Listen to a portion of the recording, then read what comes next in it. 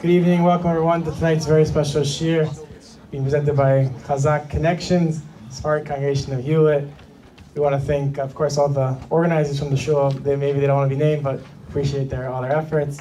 We want to thank, of course, Rabbi Ribakov, who, Baruch Hashem, they're tremendous leaders in the community, Baruch Hashem, for so many years. We're talking about this topic. They're, of course, experts in so many different areas, of course, dating, marriage, shalom bayit, and Baruch Hashem. Let's get a round of applause for Rabbi Ribakov for Baruch Hashem, what they do for the community, Baruch Hashem. Tonight's shir is being dedicated L'Zecher Nishmas, Le'ilui Nishma, in memory of Moshe Israel ben Leah, Neshama Shav Aliyah, Amen. And of course, there's a special, actually we're at a very special event tonight with Rabbi Orlofsky. We're here for momentarily. There's also a special event this Sunday in this shul. It's a special Ressin event where we're here, inspiration for Rabbi Ribakov. There's going to be an amazing dairy buffet, and of course everyone should join. And of course they can speak to Igor, Elena, the Rebbetzin if they want to find out more information to sign up for that amazing event. And someone might be asking, like, what's Chazaq Connections? Like, no, Chazaq, what's Chazaq Connections?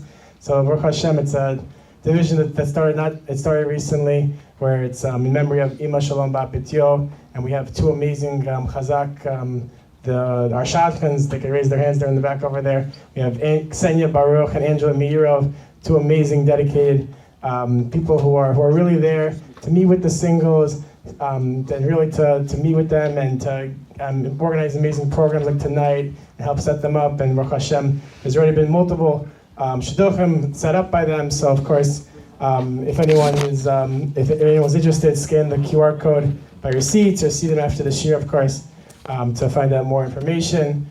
And well, I guess the way I would introduce tonight's shir, Rabbi Orlofsky, as well as the topic tonight, is something I heard recently. There's a story from Rabbi Shlomo Farchi. He said that he was at a wedding once, and he saw a rabbi. He was about to eat. So he said to the rabbi, he's like, "Is the food kosher?" And he said, "Of course." He said, "How do you know?" He said, "Because you're here." So he said, "Okay, so?" He's like, "But there's a problem. Oh, there's only one of us eating, and it's you." So he told the rabbi a following story. He said, like 20, 30 years ago, when Rabbi Beryl Wine became the head of the OU, so he went to a wedding himself, and he sees the mashkiach, the rabbi who's supervising the food. He's actually eating with all the people. So he said to him, "Hi, like, is the food kosher?" And he's like, "Yeah." He's like, "How do you know?" He said, "Because it's under the OU." So he said back to the rabbi, "My friend, you are the OU. The reason why the food is kosher is because you're in the back in the kitchen supervising, making sure all the food is kosher. The food isn't just kosher because it's under the OU, because you are the OU." So what's the lesson? The lesson is that each of us in our lives, the only way there's going to be a change, going to make a difference, is if you step up and you say, "I'm going to be a leader." And I think that carries to tonight's topic. A person talking about dating and marriage tonight. If someone wants to get married, they have to be proactive. They have to say, I'm going to make a difference. I'm going to step up to get married. If they're already married and they say that maybe they've been married for a year, 5 years, 10 years, 50 years, and they want to improve their shalom bayis, their marriage, they have to say, "Okay, you are the OU. I'm going to make a difference. I'm going to do something different." And that's what we're here tonight to hear from Rabbi Orlofsky, a rabbi who, Baruch Hashem, is world renowned. Who's one of the funniest rabbis in the world, and it's not only just funny, but he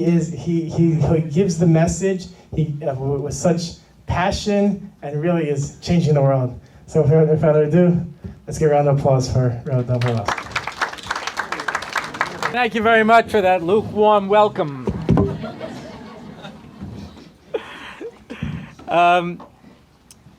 First of all, what a privilege it is to be here. The schus to be able to speak in the five towns, and schus to be able to speak for Chazaq. When I first started my career as a speaker, and an international speaker, when they introduce you as a famous international speaker, it's code word for a man with no job. So when I started this, Chazaq has hired me more than any other organization to speak. So I always have tremendous hakaras hatov to Chazaq. I see Chazaq got a better applause than I did. Okay, I'm not worried. Anyway, so Kvoda Rav, and I mean, the last time I came to speak in the 5 towns, they put me into a Sephardi shul in the 5 towns that was building this enormous building. And they were in the middle of building it, so I spoke in the trailer. And now they put up this enormous building, and they put me in another temporary shul. And I guess there's a school that your building will be built very soon, that they put me here as an inspiration. So people say, listen, if we build a building, he won't come back. So let's move on with that. So what a thrill, what a privilege it is to be here. And thank you to everybody for coming. And I know that there are as many people right now, as many people as are in this room, there are as many people right now driving around looking for parking. So luckily we only had enough seats for you, so that's it, and everybody else is just circling around waiting to see if they'll get a ticket. Anyway, so the topic, dating and marriage, is particularly appropriate during this time of year. And wherever you are, you need to figure out where we are in time, right? We live in a time-space continuum, which means that our existence is limited by time and space.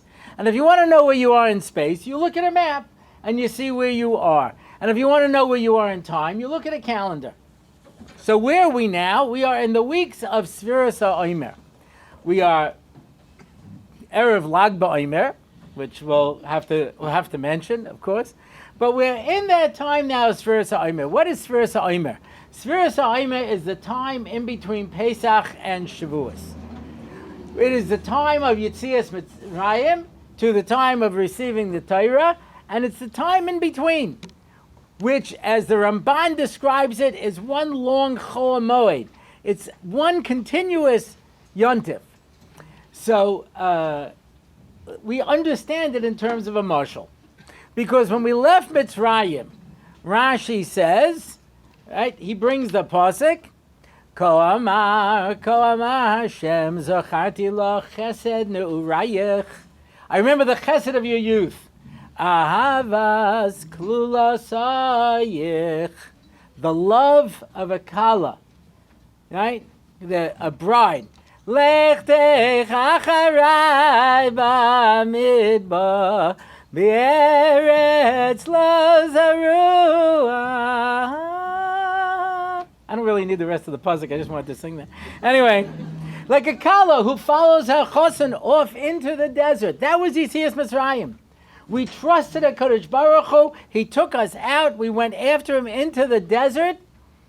We didn't have food. We didn't have water. We didn't have supplies. We didn't have nothing. And we didn't know what was going to happen. That's how people get married. It makes no sense whatsoever, you know. I am a father of 8 girls. That's why I became an international speaker. The only chance I get to get the bathroom to myself is when I'm in another country. Anyway, so, but you know, when they get engaged, you know, and suddenly they go, you know, oh, Shlomi says this and Shlomi thinks that, you know. I said, Shlomi is like 12 years old. Shlomi doesn't know anything, you know what I mean? All of a sudden he's a bar hochi, you know what I mean? We got to be listening to these guys here, you know. But that's it. Girls have this amazing ability to trust guys for no apparent reason. You understand? There is no evidence to support this thesis, and that's why the expression the Chazal use of Noshim Daitan Kalas Hain, their das is kal. Some people interpret this as meaning they're not smart. It's not true. Yeah, they're chachma they got plenty of. Bina Yisera, yeah. Das is a sense of reality. And Baruch Hashem, their sense of reality is a little off, and none of them would ever get married. You understand? Because they really don't know what we're all about. Anyway, so there's a trust. And then they go through the 7 weeks in the Midbar to learn one thing, bitochen. To learn to trust. So they say, we don't have any food. Hashem says, don't worry. Man is going to fall from the sky, and you'll eat it. And at the end of every day, at the beginning of the morning, when you collect it, it's all going to melt and disappear. And tomorrow, you better hope it falls again. And every day, you're going to have to hope that it falls again. Why? To teach you bitochen. You got to learn to trust. And throughout the whole 7 weeks in the Midbar, we had to learn to have bitachon. We had to trust in HaKadosh Baruch Hu. And that was in the Moshel, is that there's that engagement period where people have to learn how to trust. Now, Baruch Hashem, there's an old Jewish minhag that goes back thousands of years, and that is once you get engaged, and it's a very difficult time, very difficult. It's very difficult for a girl to get engaged, very easy for a guy, because girls think about it a lot, and they're like, oh my gosh, I'm going to change my name and move in with this guy, I'm going to get pregnant, and what's going to happen? Am I ready for this? And guys are like, you cook? Okay, I'll live here. Anyway, it's pretty simple, Jerry Seinfeld once said, I bet you girls are wondering what we guys are really thinking. I'll tell you, nothing. We're just walking along, minding our own business. We don't go into too much detail. But once you're there, so it's a wonderful thing that both parents join together to fight over everything. And this brings the couple together because they have to join against common enemies now, And so they'll fight about what the date of the wedding and the place of the wedding and the color scheme of the wedding and what the weather will be on the wedding day, and everything. They fight and they fight. And the kids are like, I don't know, what should we do? Is that, My father was very good right up until the end, right until the marshal last week. And then the last week he says, we're all going to wear Hamburgs. And I said, no, Dad, we're not going to wear Hamburgs. He goes, I haven't said anything this whole time. That's it. I'm insisting. I'm putting my foot down. That became the issue. But anyway, I didn't wear a Hamburg. But there's this thing that brings us together. We have to learn how to trust. And then when you come to Har Sinai, there are dozens of Chazal that compare Matan Torah to a wedding, to a chasana, right? Kofalim Har Kegigas, held the mountain over their head, we all know, like a barrel. There's another Chazal that says he held it over their head like a chuppah. Rashi says that Hashem came down first, like the chosin comes down to the chuppah first to be able to welcome the kala. There are so many different references to this being a wedding between us and HaKadosh Baruch Hu. So we're going from the commitment, the decision, through the erusin, through the engagement period, to the nisuin, to the marriage. That's what Pesach to Shavuos is all about. That's where we're in right now. And someone said to me that makes sense because then the Eser Makos, that was the dating period, the 10 plagues, So that makes a lot of sense. It fits in well, yeah. So that's where we are now. We're learning how every one of us is going to get married to HaKadosh Baruch Hu. And it's such an important point, I remember when I was doing a Shabbos in a United Synagogue in England. It was old-timey. There was cathedral-like buildings, and your voice echoed. And there are these people with top hats sitting on the stage. And at some point, someone gets up and says, you are in a house of the Lord, Lord, Lord, Lord. Please maintain the decorum, corum, yeah? And there's this this sense of like, wow, it's like so heavy. And that's one approach, to approach HaKadosh Baruch Hu with a sense of yira, to approach HaKadosh Baruch Hu with a sense of very, very seriousness. Melech. He's the Melech. He's the king. There's another way, and that is Avinu. Avinu Malkeinu. He's our Father. That's a more loving relationship. Even so, with your father, you have to maintain a level of respect, kavod. There's a third level, and that's the level in Shir Hashirim, where Shir Hashirim, Baruch Hashem, I have to say, thank God for Art School. They removed the translation of Shir Hashirim. It was too dangerous for people to read. I grew up, we only had the Sansino, and they translate it literally, And so, Chol HaMoed, I'm sitting in shul, and I was a teenager, and I was an FBT. Everybody's familiar with these terms. Most people know BT is about tshuva, and FFB is from birth. MO is modern Orthodox.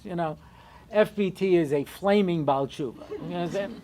I was a flaming Baal tshuva, and I was, if I can borrow the term, I was Chazaq, a starka. Yeah. Anyway, I'm sitting in shul, and they're reading Shir Hashirim, and this fellow next to me, a 30-something, is reading along in English. And he nudges me and he says, "Hey kid, here's a good line. I bet a girl will fall for this." And I said, "Sir, this is scripture. We are in synagogue. A little respect, please." And he says, "I can't believe they let this into the shul." Now, obviously, when you have psukim that are like, I'm drunk from your kisses, you understand that doesn't go over so well. That's why ArtScroll translates the whole thing homiletically. We took out the actual translation because it's just too over the top. Now, to be fair, they weren't the first ones who came up with this. When the Chachamim were discussing, there was a while that Sefer Yechezkel was hidden away. It was considered to be too controversial. There were too many questionable things in Yechezkel.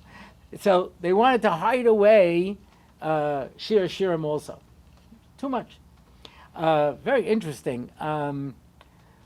Rabbi Taub, who translated the Malbim on the Haggadah and on Megillas Esther, he says to me, "What do you think I should translate next?" So, what should I do the Malbim next? I said, "Well, what about Shir Hashirim?" He goes, "Did you look at it? It's all Kabbalah." All right? And this is the Malbim who tends to be more of a rationalist. It's all Kabbalah. There's no way to understand Shir Hashirim without it being Kabbalah. It's a very, very deep concepts over here. So the Chacham wanted to hide it away. And Rabbi Akiva says, if all of the books of Tanakh are Kadosh, this is the Kadosh HaKadoshim, the Holy of Holies. He saved Shir Hashirim. And it's interesting, because otherwise it would be hidden away with the Zayar and the Sefer Bahir and all other Kabbalistic works. Yeah? But the concept I would want to suggest of when he says the Kadosh HaKadoshim is an amazing thing.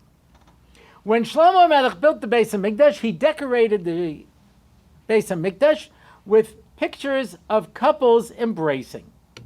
Don't try this in your shul, even if they're very modern. It doesn't go over that well. To have pictures of couples embracing in the Beis HaMikdash. Because he wanted to explain that there are three ways of relating to Hashem.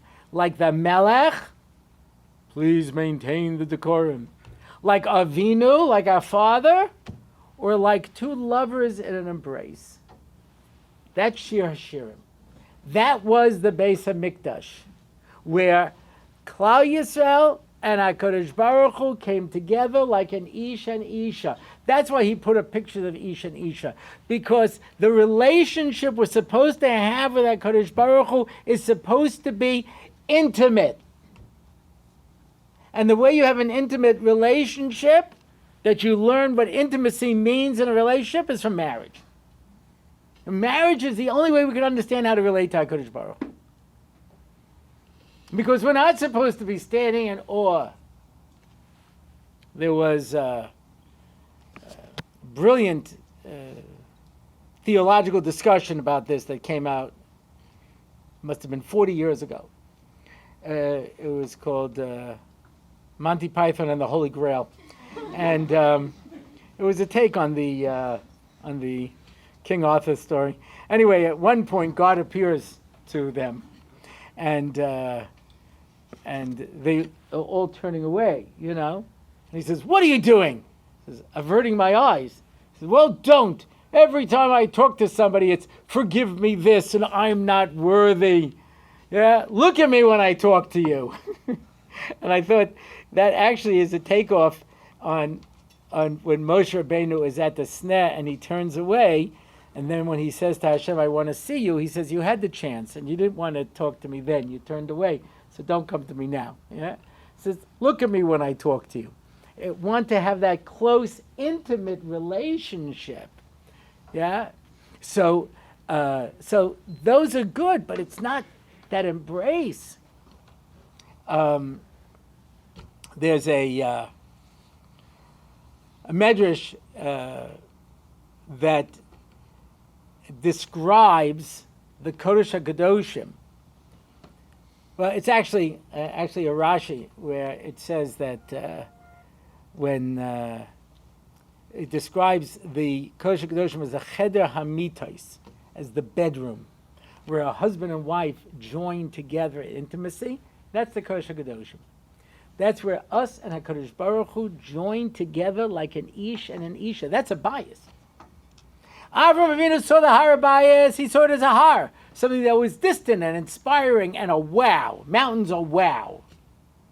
I went down to Cape Town, South Africa. I was speaking there. And the entire city is built around this giant rectangular mountain called Tabletop Mountain. And it often has a cloud on top of it, which is the tablecloth on top of Tabletop Mountain.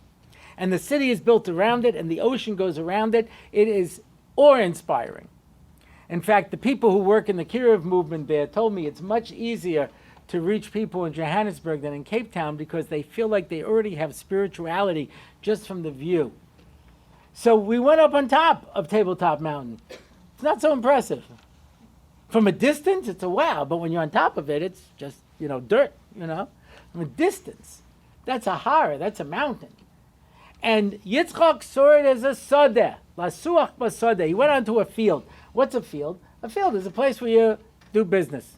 You plow, you plant, you harvest. It's there for business. For example, as you know, if you have, when they divvy up Eretz Yisrael among all the families, if you sell a field, you get it back at the end of 50 years, in Yovel. You get it back. Why? Because you need land. You need land to be able to live, to make a living. But if you have a house in a walled city, you have 1 year to redeem it, and then all bets are off. Because a house is just emotional. But a field is to do business. And so, that's another approach. And Yaakov saw it as a bias.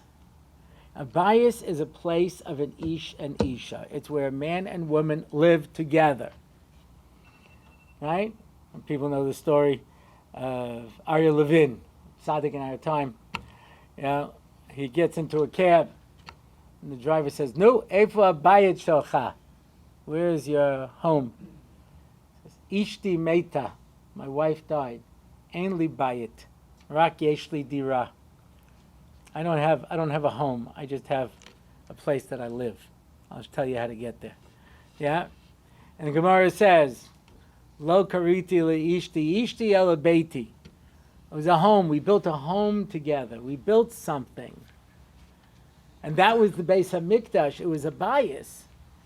That's why 5 tragedies happened on Tisha B'Av. The first Beis HaMikdash was destroyed. The second Beis HaMikdash was destroyed. The Meraglim came back with their evil report and they were all going to die in the desert. The city of Beito is destroyed. So many people were killed that the blood flowed like a river. And Tanis Rufus plowed the Har Bayis. In the general scheme of things, it doesn't seem like the worst thing, right? It's because what he said is, you don't have a bias anymore. You're not going to have that intimate relationship with HaKadosh Baruch Hu anymore. You just have a field. Now you do business with God. God, I do mitzvahs, you take care of me. That's what we do. That's how it is. That's the relationship at this point. You understand? Because we lost our bias where we can live together intimately with HaKadosh Baruch Hu. But during this time of year, that's what we're supposed to be doing. We're supposed to be building that relationship of trust with HaKadosh Baruch Hu, that we can go into Shavuos and stand like an Ish and Isha, that we can have that relationship. So, marriage is fundamental to the Jewish people. Right? HaKadosh Baruch Hu created Adam and Chava. That was it. 2 people. Nah, that's not really true. Created 1 person. Ish and Isha. And then he separated them into 2 people. 2 opposite people. And they're opposite. They're completely different. Yeah? Rabbi Moshe Shapiro explained once They have to be different because only a left hand and a right hand can embrace. Two left hands can't embrace. We have to be different to be able to join together. That's the nature. We were one who were separated and became two. Let's try that again. We were one that became separated, became two, and then became one again. Yeah? And that's what we do, by the way, on Shavuos. Osius the Rebbe Akiva, the Medrash says, that when Hashem was going to start the Torah and create the world, all of the letters started arguing that I should go first. Lamed said, I'm the tallest. And Yud said, I'm the holiest. I'm not even on the line. I float in the air. And Tuf said, I'm worth the most. I'm worth 400 in Gematria. Tough guy. Yeah, he was the most. Everybody was saying why they should begin the Torah. Except for Aleph. Aleph said nothing. And Hashem said, Aleph, why don't you say anything? And he says, because I'm a silent letter. No, he didn't say that, but I think that's what he should have said. But anyhow, he says, because I'm the least, I'm only worth one. He said, Hashem says, I'm also only one. He says, you're going to start with me? He says, don't be ridiculous, you're only worth one. I'm going to go with Beis, he's worth two, yeah? Beis is the word of bracha. But don't worry, Aleph, I'm going to save you for the Aseres HaDibros, and I'll start the Aseres HaDibros with you. Anoichi Hashem Elokecha. What? The Maharil says, what? This is, the letters are arguing and they're saying this. So the answer is, whatever comes first sends the direction for the rest of the Mahalach. Right? That's why it says, Kos, Cholos, Koshos. Beginnings are hard. Once you make a decision, I'll give you an example. I moved to Israel 36 years ago. And I'd grown up, at the time, we first, we got married, we were living in Far Rockaway. So my kid was in nursery school in the Hartman Y, you know what I mean? So I didn't have this kind of a direction, I come to Israel.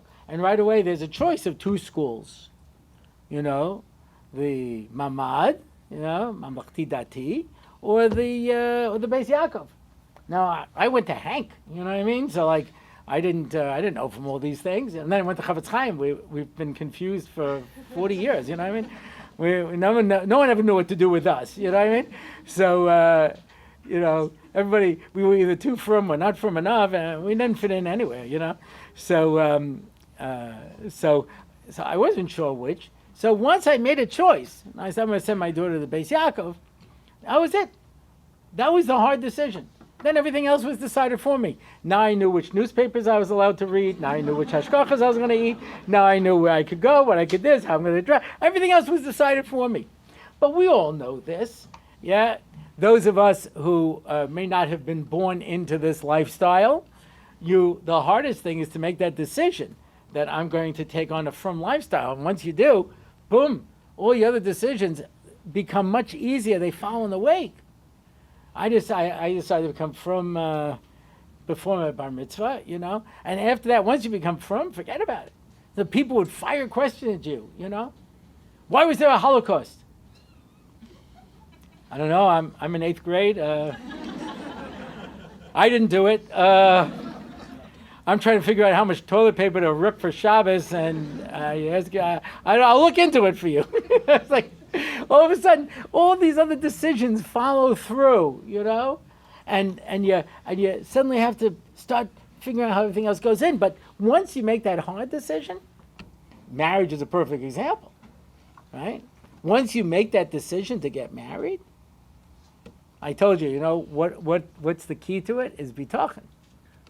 I got engaged in 1982, yeah, and I remember when they announced in the shul. So the old man in the shul, I don't know if you have one over here, but many shuls have the old man in the shul. He's the one who says, "Who let the kids into the kiddush?" He's the one who says, "Why don't you put your chumash back?" Those kind of things, Joe Biden. Anyway, so. Cranky old man yelling at everybody. Anyway, so he says to me, so kid, you getting married? I said, yeah. He goes, why? I said, I'm in love. He goes, you don't know anything about love. You know, why? Because you send pictures you send cards with pictures of blurry people on it. You know what I mean? You think that's love? He says, you know, when the kid wakes up in the middle of the night sick, and you tell your wife, I'll go and take care of it, then you talk about love. You know, when you talk about that between the two of us, we make $25,000 and our expenses are $27,000, and you see whose priorities get cut out, that's when you talk about love. You understand? You have to make decisions. So to make that original decision, you know. So there was an older single guy in the shul. I was only 23. He was older, you know. And he says, so what's the secret? And I said, you have to put your head on the chopping block and see if they cut it off. But if you're always hedging your bets, and you're always holding back, and you're always afraid of getting hurt, and you're always gonna, you know, I'll tell you, it's an interesting thing. You know, Lag BaOmer, we know one of the key things about the whole Sfiras HaOmer is about Rabbi Akiva. And the story of Rabbi Akiva is pretty amazing. Pretty amazing story. Yeah? He was an ignorant shepherd, 40 years old, and Rachel comes to him. And she's rich, and she's miyuchos, and she's smart, and she's beautiful. It doesn't say that anywhere, but if you're rich and you're smart and you're miyuchas, mastami, you're beautiful. You know what I mean? I'm beautiful, you know. And she says, listen, if you agree to go off and learn Torah, I'll marry you. So he says, well, that's the best offer I had today, you know. Let me think about it. I'm 40 years old. I want to go off and learn Torah. This was not done. Today you find people do these things. This was not done. The Pirkei de Rabbi Eliezer tells the story of Eliezer ben Horkenes, who wanted to learn Torah, and his father said, you're too old. Too old. It's too late for you. And it says he was either 18, 22, or 24. That's too old. Forget about it. Get married, you'll have a kid, and you'll teach him Torah. But he wanted to learn Torah. And so he was working the field, and he started crying. So his father said, I guess it's too hot over here. I'll put him up in the mountains to work, you know. So he's working in the mountain. He starts crying. His father says, well, I guess the earth is too hot. I'll put him in the valley. And he starts crying. And Eliyahu Hanavi appears to him. And he knew nothing. Eliezer ben Horkenes. I know, it says in Pirkei Avos, so you'd put all the Chachamim on one side and Eliezer ben Horkenes on the other side, he'd outweigh them all. That's fine. But when he was either 18, 22, or 24, he knew nothing. And Eliyahu Hanavi appears to him. He says, what are you crying? He says, I want to learn Torah. He says, go learn Torah. He says, my father won't let me. He goes, my father won't let me. I don't know if Eliyahu Hanavi said it that way, but Mistama. Anyway, he was a bit of a Copton, you know what I mean? Hey, my father won't let me. He says, I'll go and learn Torah. So he runs away. He goes to Yerushalayim to Rabbi Yochanan Zakkai. Now listen to this story. Yeah? So he teaches him how to make brachas, how to say Kriya Shema, and how to bench. That means he didn't know that stuff. He didn't know how to say Kriya Shema. Yeah? And he teaches them that, and he says, okay, now I'll go back and work for your father. He goes, no, I want to learn Torah. I don't want to just learn how to be a Jew. I want to learn Torah. He says, okay. And he's sitting in Shir. And after a while, Rabbi Yochanan Zakkai smells the smell of starvation. And he realizes this guy has nothing to eat. He doesn't have any money. He grew up rich. He doesn't know how to be poor, you know. So he tells Rabbi Yeshua, get this guy something to eat and take care of him, you know. Anyway, so eventually he becomes Rabbi Eliezer ben Horkenes. So his father comes to town to disown him because he doesn't know where this guy went. This bum ran away from the family business. They want to disown him. So, of course, Rabbi Yochanan Zakkai knew Horkenes. Everyone did. He was a rich guy, an important fellow. But he didn't recognize his son, Eliezer now. He looks like a Talmid Chacham. So he says, come, I'm sure you have business you want to discuss. Let's have a Suda. Sit down and have a Suda. I'll ask one of the Talmidim to say some Torah. And he points to Eliezer. He gets up. He gives his whole unbelievable drasha. And Horkenes starts crying. He says, if only I had a son like that. So he says, well, I got news for you.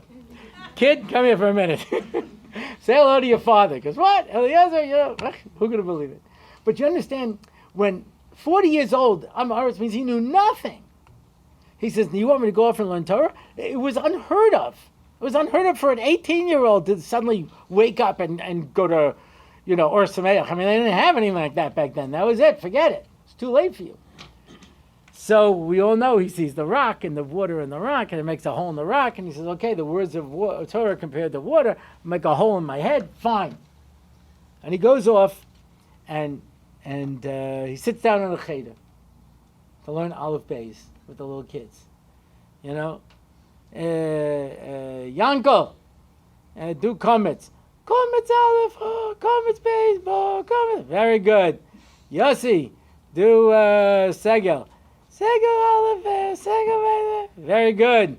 Akiva, do Patach. Patach Aleph, Patach. Yeah. It was like this. So Rachel comes up with this great idea. Now, most people got married when they were a Nara, which means she was somewhere between 12 and 12 and a half if she was still single. You understand? So she's really in a position to make these decisions. Yeah? So she goes to her father and she says, Tate, kimst mir a mazel tov. Because everybody in Jewish history spoke Yiddish. Right? Everyone knows that. Yeah? Kimst mir a mazel tov. She goes, well, what's the mazel tov? He goes, I'm engaged. He says, all right, usually parents are involved in this. Kids don't do this on their own, but I know you're a very smart girl and you're a very firm girl, so you must have given this a lot of thought. To who? He says, Akiva.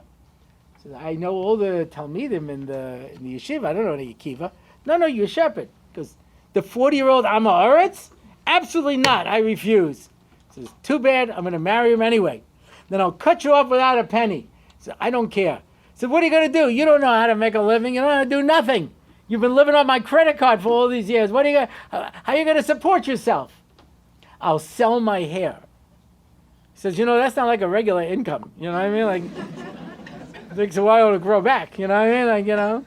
I don't care, because I don't care. And then they go apart. So Kiva says, how did it go? Great, couldn't be better. Okay? You go off to learn for 12 years, and I'll hold down the house, right? Okay. Now let's stop at this point of the story. Because the story has a happy ending, and I don't like happy endings. You understand? Like, very often I would tell a story, and someone says, so what happened? I said, this is a Litvische story. A Litvische story has no ending. Hasidic stories always have endings. Litvische story is you make your point, and that's it. So what happened? I don't know. I never saw them again. Anyway, I don't know what happened. But so I stop at this point in the story. Yeah? A nice girl goes to Beis Yaakov Seminary. Her parents put her through high school, sent her to seminary. She comes home, and she says, Tati, I'm going to get married. She says, oh, really? To who? He goes, well, when I was in Eretz Yisrael, I met this 40-year-old shepherd. He's mamish Nama Eretz. But he agreed that if I marry him, he's going to go off and learn Torah. And he's like, are you out of your mind? You must be crazy. He says, no, because when I was in seminary, we learned about Akiva and Rachel, and I decided that's a great idea, so I'm going to marry this 40-year-old shepherd. So he said, I'm going to take you to the Rav. Rav, a girl comes to you.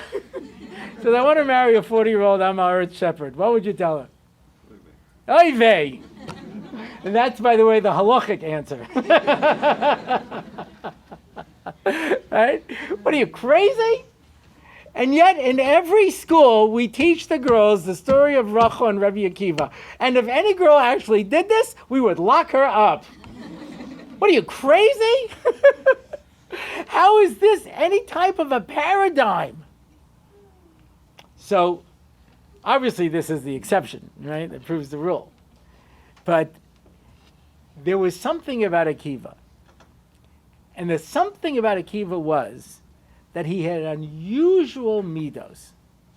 And there's a story in the Gemara which, it's brought down the Gaonim already, was Rabbi Akiva, where he does this unbelievable thing and he's wonderful, etc. He had wonderful midos. And what do we know? It says in Pirkei Avos, Derech Eretz Kadma L'Torah. That if you have Derech Eretz, the flip side is also true. The Gemara says, Talmid Chacham b'li Derech Eretz nevela tovascha mimenu. A dead carcass is better than him. Yeah? So to have derech eretz, to have midos, she knew for sure that if he would sit down and learn Torah, he would definitely become a Talmid Chacham, and not just Talmid Chacham, a Gadol b'Yisrael. Because what do we work on during Sfiras HaOmer? We're supposed to be working on our midos. That's why we learn Pirkei Avos during this time of year, to be able to mitaken our midos. Because the more that you're mitaken your midos, the more you make yourself into a kli kibul to get the Torah, you'll get the Torah. Kadosh Baruch Hu will give you as much Torah as you can handle. Right? That's the story.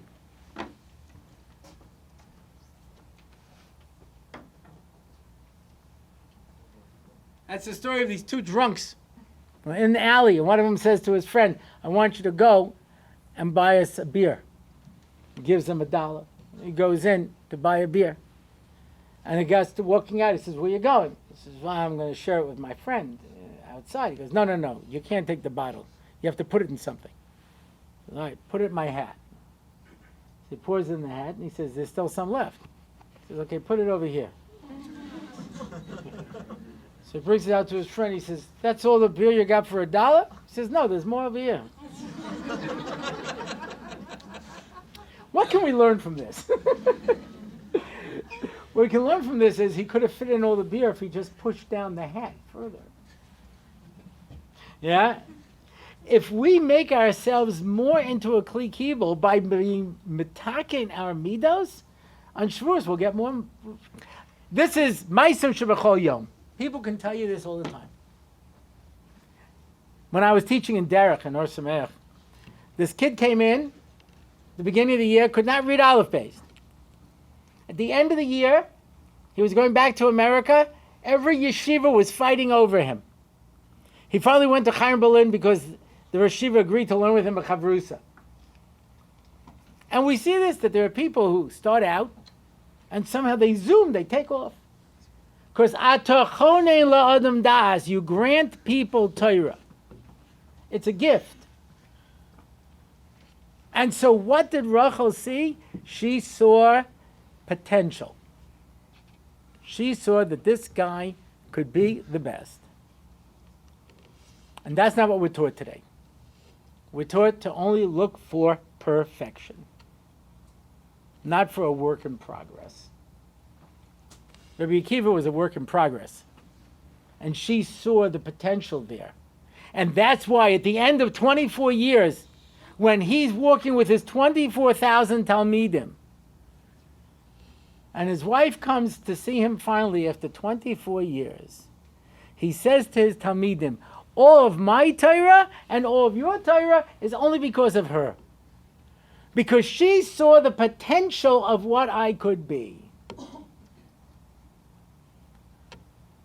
I'll tell you a story. This girl had protexia. So she was going to get set up with the best guy in Israel. So the Rebbe calls me up and he says, don't tell me anything about the girl. Let me tell you about the guy first. You know, everybody's the best guy in the yeshiva. This guy really is. Him and his chavrus are the two best guys in the yeshiva. They get to the Beis Medrash 7 o'clock in the morning. They leave 11 o'clock at night. They stop to go out to eat meals. Otherwise, they don't go for a rest. They don't go for a spazier. They don't go for a cup of coffee. They sit and they steig the whole time. So his friend, the other best guy, his chavrusa, got married like 6 months ago, and the girl's getting crazy because every girl wanted to marry a masmid, but then she finds out it's not so much fun being married to a masmid because she never sees him. So he asked this girl if this is what she wants. So I told it over, and she says, I don't know if I can handle that. I said, I don't know if I could handle that. You understand? And then she said, but shouldn't I want to handle it? And I thought, what a great point. Marry the type of person that you think you want to marry, not the kind of person that you think you should want to marry. Because A lot of people are looking for the best shidduch. But I can't speak for everybody here. But a lot of us are a work in progress ourselves. So if I marry somebody and I say, I only want somebody who is this and this and this and this and this, so then what happens? You know, I have a very long list, a very, very good demands. There was a famous psychologist, he made an observation. He says, when you go out, there's one question you can never answer. I go out with a person, and they're a nice person, and everything looks good. But how do I know that the next person I go out with won't be better? He says, these people are called older singles. Because there are a lot of Jews out there. And by the time you're like in your 80s in the rest home, you know, and you go, Mrs. Moskowitz, that might be the way to go. Because I keep waiting to see, you know, it's better, it's better, it's better. Why? Because they're not going to be talking. Because nobody wants to marry potential like Rachel did. Everybody wants, that's it. I want the best. Most people don't really want that. It's what they think they want. And so people are completely unrealistic. Instead of going in and saying, let's look at this. Now, obviously, if a person has some mental illness, then you have to think very carefully about it. Now, I should be careful when I say that, because I come from a different generation. I got a different generation. My father would say to me, you're crazy. I'm crazy. Mother's crazy. Everybody's crazy. The only question is how much. And the older I get, the more I realize that my father had a point. Now, the truth is that, you know, in the psychological community today, you can't say that. You can't say everyone's crazy. You have to tell them what exactly they have wrong with them. You know what I mean? Give them a number and a label and a couple of letters. You know what I'm saying? But everybody has some kind of craziness, you know? I remember my father said once, that guy's crazy. I said, he's a little eccentric. He says, he doesn't have enough money to be eccentric. He's just crazy. So yeah, everybody's crazy. You know, my nephew got engaged to the first girl he went out with. Before he got engaged, his mother, because there was nobody in the world good enough for her son, you know, mother said, you know, she has this problem. You know, she has that problem. Did you notice this? You notice that? And he goes, yeah. And finally he says, everybody has problems. The only question is which problems I'm going to trade this for. Because nobody doesn't have any problems. Everybody is a work in progress. Unless you have somebody like this fellow, you know, who's in there, so doesn't have any problems. He's going to sit and learn, and he may talk to you during Ben Zmanim. Maybe not. I don't know. It depends how big a masmid he is, you know. Because people don't always realize these things. A psychologist asked my advice. He says, I have this woman. She came to see me. She's got 3 little kids. The oldest one is 4. And she cannot handle it. She's just totally overwhelmed. And the kids are having all kinds of problems and behavioral issues. The 4-year-old is going to get thrown out of gun. She can't handle everything. Now, I spoke to the husband, and the husband says, I don't know what you want from me. She said she wanted to marry a masmid, and I said, I'm a masmid. That's all I do is I sit and learn. I don't do anything. So I don't sleep late. I get up early, go to early minyan. I go to yeshiva. I learn. I come back. I have lunch. I go back. I learn. I come back. I have a night seder. What does she want from me? That's all I do is I learn. So I said, you speak to his Rosh Kollel. He agrees with her. Agrees with him. I said, okay. Okay, then I would say, I appreciate where you're coming from. I hear what you're saying. You're right. Your wife said she wanted to marry a masmid. You're a masmid. That's all you do is you sit and learn. That's great. You know? But these kids need a father. So I think you should put the kids up for adoption. Find someone who's not such a masmid. And he could give them a bath, and take them to bed, say Kriya Shema with them, read them a bedtime story. Not you. That's Bittul Torah, you know. And you could just show up at the bar mitzvah and make your Baruch Shapatrani, you know what I mean? And have somebody raise these kids, because these kids need a father. Not you, but somebody, you know. But that's because She married what she thought she wanted to marry. And so a person has to be very realistic with who they are. And sometimes people are not honest with themselves, and they have very unreal expectations on both sides. And we have to understand that everybody's crazy, and everybody has limitations, and everybody has positive and negatives.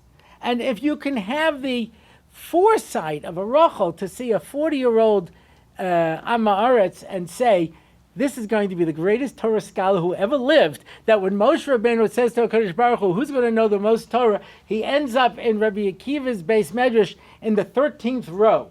Depending how smart you were, that's what row you were in the 13th row. That was Rabbi Akiva. Why? Because Rachel saw potential, saw that he had the ability to go someplace. Someone asked me an interesting question once. I used to run NCSY in Long Island for 9 years. You have to find different advisors. And someone asked me the following. What's a better advisor? A guy who is basically Shomer Shabbos, Shomer Mitzvahs, but is sort of apathetic, isn't going anywhere. Or a person who's not completely Shomer Torah and Mitzvahs, but is always learning and trying to grow. Who's better?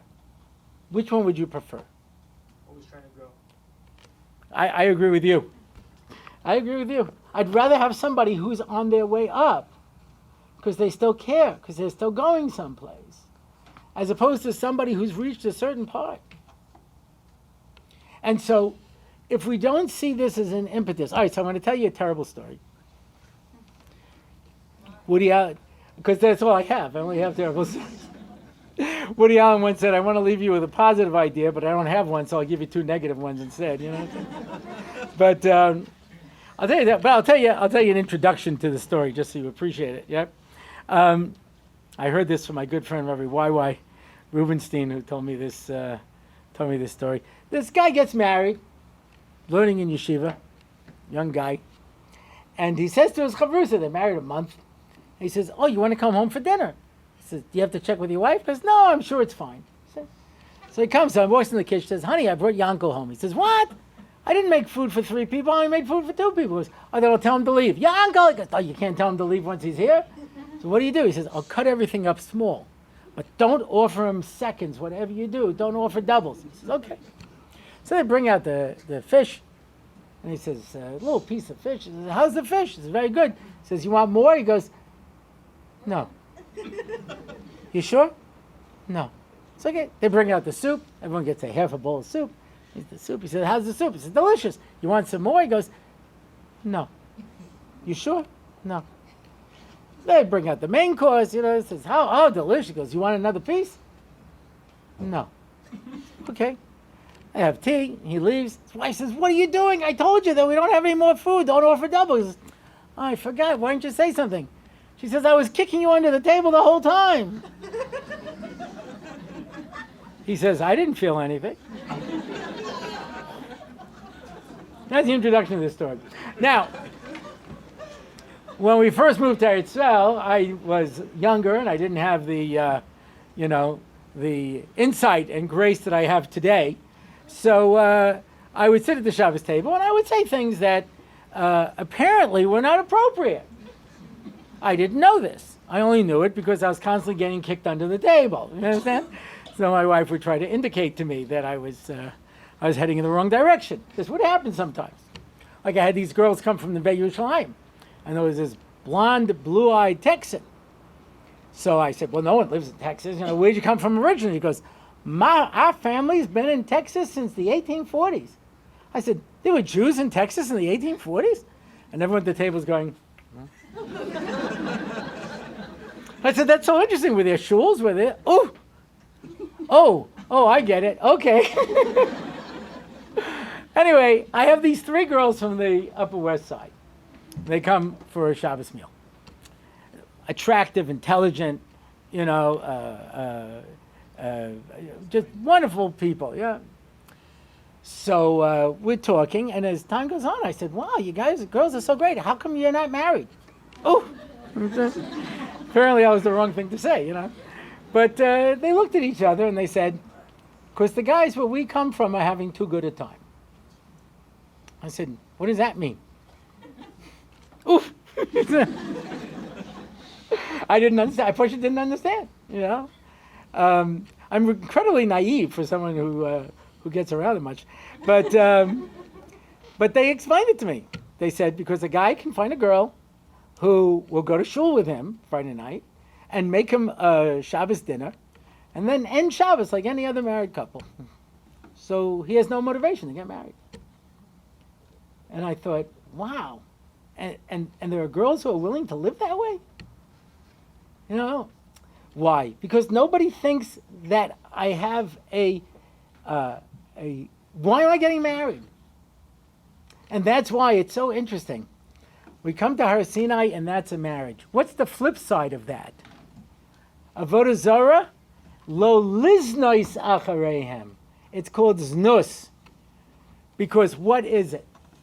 Because if you want to have that relation with the Kadosh Baruch Hu, it's 24/7. It means it's forever. I used to have girls from the Yerushalayim who would come by. They'd be, become part of the family. When they would get engaged, I would speak on the girls' behalf. So I'm on the men's side, and the chassan, some bright-eyed, bushy-tailed, young Baal Tshuva, one of those guys with a really skinny neck and a shirt sticking out to here, got a hat, his ears are holding it up. It's like a nice young-looking guy. And I would say at some point, it's so wonderful because marriage is forever. Forever and forever and forever. And the sweat starts dripping down there. Never really thought about it. Never realized, it means a full commitment. And there are people who get frightened by a commitment. You don't believe me? Watch when you offer somebody, would you like to taste this fleischiger soup? No. Because I'll be fleischig for 6 hours. If a 6-hour commitment gets people nervous, you understand marriage is going to be a problem. Forever and forever and forever, So people are like, so what was Avodah Zarah? Avodah Zarah is I could have a quick spiritual thrill without any commitment. I could get the pleasure. Ari Khan told me this Indian fellow once came over to him, and he was, I guess, a Hindu, and he says to him, you and I are very much alike, because I come from India, that's Hodu. I am a Hudi, and you are a Yehudi. We are very much the same. We both look for spirituality. And he says, you're right, except we have that little Yud, and Yud represents God. You have spirituality without God. Our whole spirituality is designed to get us close to HaKadosh Baruch Hu, to get that marriage between us and Hashem. That's what it's all about. Yeah, we have to put our head on the chopping block. We have to say, I'm making a commitment. Somebody said this to me once. They said, you say that there's two Chazaq, God held them out over their head like a barrel, like threatening them. And you also say he held them over their head like a chuppah. Such different ideas? I said, I could see you're not married, or you would know in a second it's the same thing. You understand? Because when you get married, that chuppah, that's a mountain over your head. So it's not like you come home when you want to. This is something that every guy has to be trained, because we don't think of this. I was living in my parents' house when I was running NCSY, and my mother, like all Jewish mothers, sleeps like this. She stays up listening. So I'd come in late. I was running an organization, 2, 3 o'clock in the morning. She'd say, who's there? Axe murderer, Mom. I've come to butcher the family. All right, lock up after you. So after a while, even my mom didn't wake up for me. Nobody cared, My father comes up once, 3 o'clock in the morning, and I'm on the phone, and he does that dad speech. What are you, crazy? 3 o'clock in the morning? You have to get up in the morning? I said, Dad, there's a girl on the phone. She's going to kill herself. Should I tell her to call back in the morning? So my father this was a difficult moment for my father, because he had to come to grips with the fact that I now was not just a kid, but I was a responsible adult. And he handled it with panache. I can't talk to him. Like my father gave up my mother. Nobody, right? And then I got engaged. There were no cell phones back then. This is the 1980s, you know what I mean? And I had some crazy night. I was running here, I was doing that. I come back 3 o'clock in the morning, I throw myself on the bed, and the phone starts to ring. Now, anyone who's calling me at 3 o'clock in the morning is like some druggie who's about to go out and steal a car, and I'm just too tired. And the phone keeps ringing, and I pick it up, and it's my Kala. And she says, "Where were you?" I said, "Even my mom doesn't ask where I was. I had stuff to do." She goes, "But now you're engaged. Don't you understand you have obligations?" And I said, "No, it never really occurred to me." You know what I'm saying? You have to learn. You know what I'm saying? You have to call. You know, yeah, I'm calling. That. I mean, what's the flip side of that? The flip side of that is this guy who says to me, "My wife is so unreasonable." He says, "I get up early in the morning, take the train to Manhattan, I work late, I work very hard. You know, I come home, I just want to take a shower, eat something, and go to sleep, and my wife wants to talk to me." I said, "Wow, what nerve." He goes, "Yeah, can you believe it? What do I do?" I said, "You stick to your guns, and eventually she won't want to talk to you either." Now, he knew there was something wrong with that answer, but he couldn't quite figure out what it was. You understand? Because isn't that great?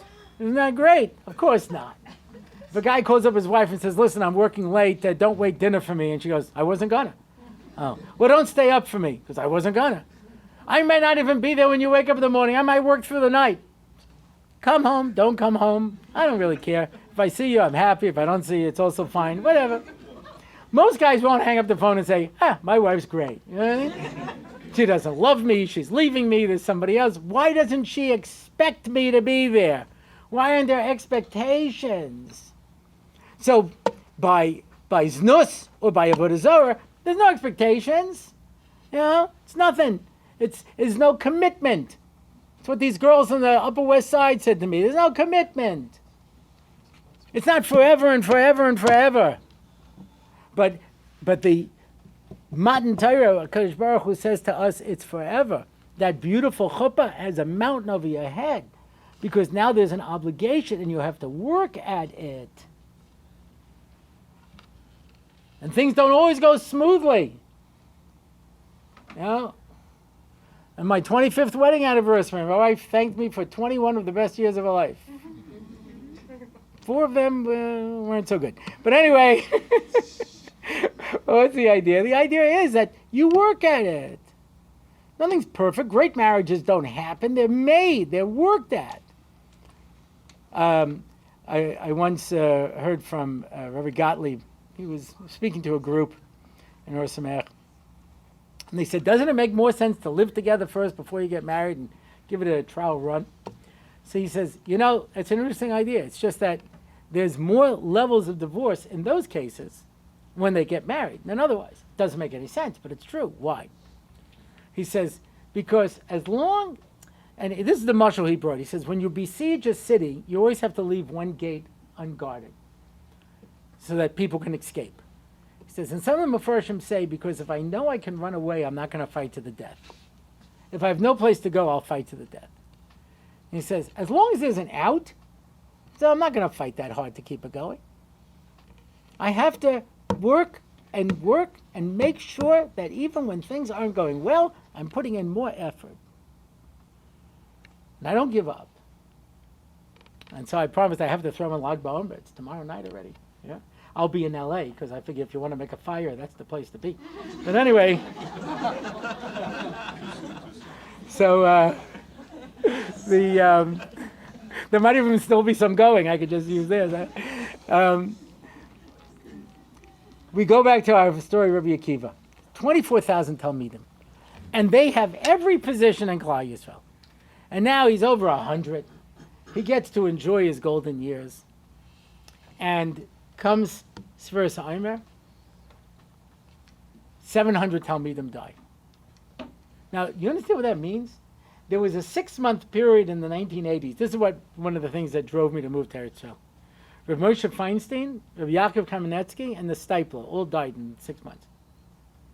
And I spoke to my Rebbe, Rav Henech Leibowitz and Chavetz Chaim, and I said, I'm deeply moved by this. I feel like there's something expected of me now. He says, how do you think I feel? Like, I hadn't really thought of it from his point of view that he's being pushed up now, you know?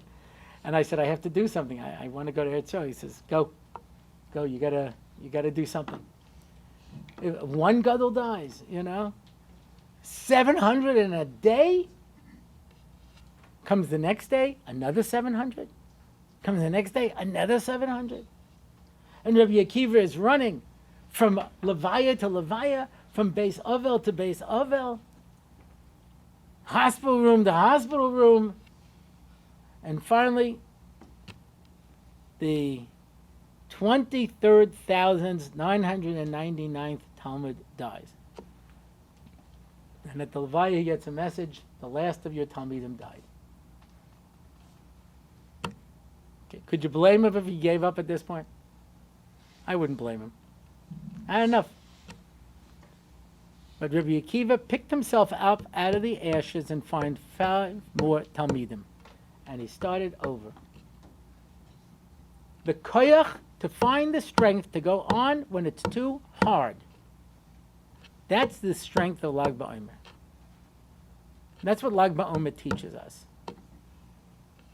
There was a young lady who we were very close with, and she was having a very hard time in Shidduchim. And when she turned 30, and she would always call me up and ask me for Chazaq and give her a bracha, Yo, Daven, Kosh Baruch Hu hasn't forgotten about you. When she turned 35, when she turned 40, I said, you have to have bitachon, you have to trust that. 41, she got engaged. She's got 2 kids now. And I would always say what I always say. Yeah. Kaveh Hashem. You got to trust in God. And what if that doesn't help? Chazaq v'yamez libecha v'kaveh Hashem. So strengthen yourself and trust in God. Because there's nobody else up there. He's the only one there. We have to have bitachon. That's what we're supposed to be working on during this time, is to have truth, have faith, and to have trust. And we're going to approach the fact that I'm looking for something real, and not for avodah zarah, not for znus, not for something that's a quick solution, not for the poor girls on the Upper West Side who tell me this terrible story. I want something that's going to be real, that I'm going to have a bias neman b'Yisrael, that I'm going to be surrounded by children and grandchildren. And I have to understand that life is about potential. And like Rachel was able to see in Rabbi Akiva, the future Gadol Hador, I have to find somebody. I have to find a girl, I have to find a guy who I say, there's potential here for them to have greatness, even if they're not there now. And I believe in it. And I'll be able to help them, to help them only. Rav Aaron Feldman, his wife was in the Neve Yerushalayim, and when he became Rosh Yeshiva in Israel, so they were leaving, so they had a goodbye party for her. And she told a story. He told a story about his wife. And he says the governor of Georgia, was pulling up. The limousine pulls up at a gas station, and his wife gets out and starts talking to the guy pumping gas. So he gets back in the limousine, and he says, "Who's that?" He says, "That was my boyfriend from high school." He says, "You see that? Instead of being married to the governor of Georgia, you could have been married to some guy who works in a gas station."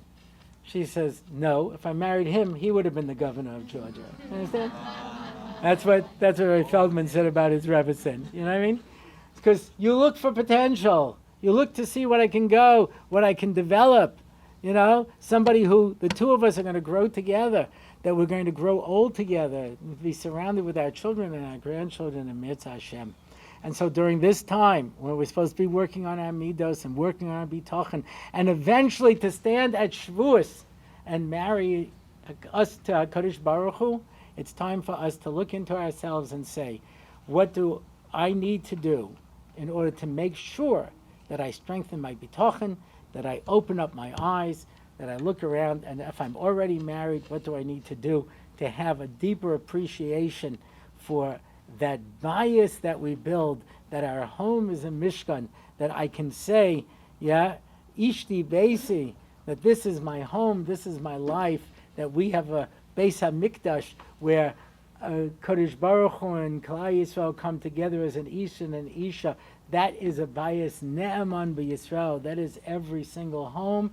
And I end with this thought that the way we understand what a wedding is, Od yishama ba'or Yehuda b'chutzas Yerushalayim kol sasan v'kol simcha kol chasan v'kol kala. You know what the geula is? The geula is when we build that bayis naman b'Yisrael. That is the Mishkan of Klal Yisrael. Ma tovo alecha Yaakov Mishkan asecha Yisrael. Every home is a Mishkan. And in Mirza Hashem, those of you who are looking should be zoichet to find zivug hagun b'karov and build that bayis naman b'Yisrael. And those of you who are married should be zoichet that you can turn around at the end of your life and say, I built that bayis naman b'Yisrael. Thank you very much.